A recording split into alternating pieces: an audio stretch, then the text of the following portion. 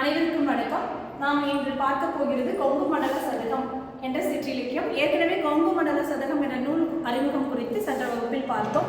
இன்றைய வகுப்பில் கொங்கு மண்டல சதகம் கூறும் அரசர்கள் பற்றி பார்க்க போகிறோம். முதலாவதாக முத்தரசர். முத்தரசர் என்றவுடன் உங்களுக்கு ஞாபகத்துக்கு முத்தரையான் என்ற ஒரு நிலைகளை பற்றி நாம் ஏற்கனவே அறிந்திருக்கிறோம். முத்தரசர்கள் என்று சொன்னால் அவர்கள் சொல் தவறாதவர்கள், அதாவது சொன்ன சொல் மாறாதவர்கள், எதை சொல்ல வேண்டுமோ அதை சொல்பவர்கள், சொன்னதை செய்பவர்கள் என்ற நிலையில் சொல் தவறாதவர்கள், இலகிய மனம் கொண்டவர்கள், அதாவது மனதில் கனிவு என்ற ஒன்றை கொண்டவர்களாக திகழ்ந்தனர். அதே சமயத்தில் வீரர்களாகவும் திகழ்ந்தனர் என்பதை மனதில் கொள்ள வேண்டும். அழநூல்களை கற்று, அதாவது நூல்களை தெளிவுற கற்று அதன்படி நடக்கின்றவர்களாகவும், அறநூல்கள் படி தெரிந்து கொண்டு அதை மக்களுக்கு பரப்பவர்களாகவும் விளங்கினார்கள். சினம் மிகுந்த, அதாவது செற்றம் என்றால் சினம், சினம் மிகுந்த இவர்கள் வளமையாக ஆட்சி செய்த செழுமையான நாடான பகுதியும் கொங்கு மண்டலமே. எனவே முத்தரசர்கள் ஆட்சி செய்த சொல் தவறாத கனிவான மனம் கொண்ட புலவர்களை, அது மிகவும் முக்கியம். அதுவும் குறிப்பாக பாடல்களை பாடுகின்ற, தமிழ் வளர்க்கின்ற புலவர்களை ஆதரிக்கின்ற முத்தரசர்கள் ஆட்சி செய்த செழுமையான பகுதியும் கொங்கு மண்டலமே என்று கொங்கு மண்டல சதகம் கூறுகிறது. அடுத்ததாக கோசர்கள். கோசர்கள் என்று சொன்னவுடன் நம் ஞாபகத்துக்கு வருவது நல்ல மனம் கொண்டவர்கள், எண்ணங்களில் செம்மையாக நல்ல மனங்களை கொண்ட இந்த கோசர்கள் வாய்மை தவறாதவர்களாக விளங்கினர். வாய்மை என்று சொன்னவுடன் எப்படியெல்லாம் மக்கள் வாழ்க்கை நிலைகளை அறிந்து கொள்ள வேண்டும், உண்மையை பேச வேண்டும், எந்த இடங்களிலெல்லாம் அவர்கள் தங்களுடைய நிலைகளை நிலைநிறுத்தினார்கள் என்பதை அறிய முடிகிறது. தமிழ் வளர்த்தவர்கள் என்று சொன்னால் தமிழ் தாயிற்கு அணிகலன்களை சேர்த்தவர்கள் என்று சொல்லலாம். அதாவது தமிழ் தாய் மகிழ்கின்ற வகையில் கலைகளையும் மொழிகளையும் கொண்டு இலக்கியங்களை படைத்து தமிழ் வளர்த்தவர்கள் கோசர்கள். இவர்களுடைய காலத்தில் தமிழ் மொழியும் தமிழர்களும் மிகுந்த செழுமை மிக்கவர்களாகவும் இலக்கியங்கள் பல தோன்றிய நிலையில் கோசர்கள் தமிழ் மிக முக்கிய பங்காற்றினர், தமிழ் இலக்கியங்களுக்கும் மிக முக்கிய பங்காற்றினர் என்று சொல்லலாம். இவர்களுடைய காலத்தில் தமிழ் தாய் மிகவும் மனம் உவந்து மகிழ்ச்சிகின்று பல வகை அணிகலன்களை அணிந்து கொண்டதாக குறிப்பாக இவர்கள் வாழ்ந்த கோசர்கள் ஆண்ட பகுதி கொங்கு மண்டலம் என்று கொங்கு மண்டல சதகம் கூறுகிறது. அடுத்ததாக குமணன். கடையீடு வளர்களில் ஒருவராக நாம் இவரை அறிந்ததே. கரையீடு வளர்களை சொல்லும் பொழுது குமணனுக்கு ஒரு மிகப்பெரிய சிறப்பு உண்டு. பெருஞ்சித்தனாரும் பெருந்தலை சாத்தனாரும் புகழ்கின்ற ஒரு மன்னன் குமணன். முதிரம் என்ற நாட்டை ஆட்சி செய்தவன், கரையீடு வளர்களில் ஒருவன். குறிப்பாக 2 கதைகள் இவரை பற்றி 2 புலவர்கள் பாடியிருக்கிறார்கள்.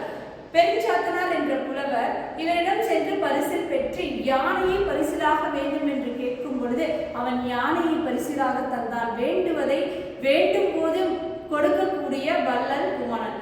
அப்படி யானையை பரிசில் பெற்ற பெருஞ்சாத்தனார் என்ன செய்தார் என்றால், அந்த வழியாக சென்று இளவழிமானிடம் சென்று அவனுடைய காவல் மரத்தில் யானையை கட்டிவிட்டு தான் பெற்ற பரிசில் பொருளை பெருமிதமாக காட்டிக்கொண்டார். அந்த வகையில் குமணவள்ளனுடைய வள்ளல் தன்மையை நாம் அறிய முடிகிறது. அடுத்ததாக கொங்கு மண்டலம் சதகம் கூறும் செய்தி என்னவென்றால், வாள் தந்தவன், அதாவது இளங்குமணன் என்பவன், அதாவது குமணனுடைய சகோதரன் தம்பி அவரை காட்டிற்கு அனுப்பிவிடுகிறான். தலைமறைவாக வாழ்ந்து கொண்டிருக்கும் குமணனை அறிந்து அங்கு செல்கிறார் பெருந்தலை சித்தனார். புலவர் பெருந்தலை சித்தனார் குமணனிடம் சென்று அவரிடம் கேட்கிறார், யாசித்து நிற்கிறார். குமணன் சொல்கிறார், என்கிட்ட எதுவுமே இல்லை, என்னை தவிர வேறு எதுவுமே இல்லாத நிலையில் தன்னுடைய வாளை எடுத்துக் கொடுத்து என் தலையை கொய்து கொண்டு சென்று என் சகோதரிடம் கொடு, அவன் உனக்கு பொற்காசுகளையும் பரிசுகளையும் தருவான் என்று சொல்கிறார். அப்போது பெருந்தலை சாத்தனார் என்ன செய்கிறான் என்றால், தங்கள் வாளை போதும், தலை வேண்டாம், நான் இதை கொண்டு போயே பரிசு பெறுகிறேன் என்று சொல்லி சென்று அத்தகைய புகழ்மிக்க குமணன் வாழ்ந்த பகுதியும் கொங்கு மண்டலமே. அடுத்ததாக அதியமான். அதியமானை பற்றி அனைவரும் அறிந்ததே. அவையாருக்கு நெல்லிக்கனியை தந்தவர். சாகா வரம் பெற்ற ஒரு அரிய நெல்லிக்கனி தன்னிடம் கிடைத்த போதும் தான் உண்ணாமல் தமிழ் வளர்க்க வேண்டும் என்று அவையாரிடம் அதை கொண்டு சேர்த்து பல ஆண்டுகள் அவர் வாழ்வதற்கு வழிவகை செய்து சாகாவரம் பெற்ற நெல்லிக்கனியை அவையாருக்கு கொடுத்தவர். கரும்பை என்ற பயிரை இலங்கையிலிருந்து இங்கு கொண்டு வந்து பயிரிட்ட முன்னோர்கள் வழிவந்தவன் அதியமான். தகடூர் என்ற பகுதியை ஆட்சி செய்தவன், அதாவது இன்றைய தருமபுரி மாவட்ட பகுதிகளைத்தான் தகடூர் மலை போல வளர்கின்ற வள்ளல் அதியமான். அத்தகைய அதியமான் ஆட்சி செய்த தகடூர் பகுதியும் கொங்கு மண்டலமே. அடுத்ததாக வல்வில் கோரி. கோரி கடையேடு வள்ளல்களில் ஒருவன், கொல்லிமலையை ஆட்சி செய்த மன்னன். அவனுடைய நிலைகள்ல அவன் மிகப்பெரிய வல்வில் ஓரி விழா இன்றும் நாம் நடத்தி கொண்டிருக்கிறோம் என்றால் அவனுடைய வள்ளல் தன்மையை அறிய முடிகிறது. அவன் வாழ்ந்த ஆட்சி செய்த வளமையான கொல்லிமலை பகுதியும் கொங்கு மண்டலமே.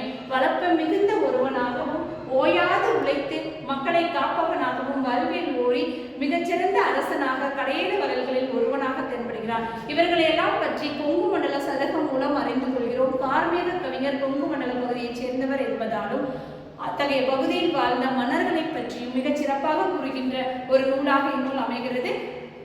மீதி உள்ள மன்னர்களை பற்றி அடுத்த வகுப்பில் காண்போம். நன்றி, வணக்கம்.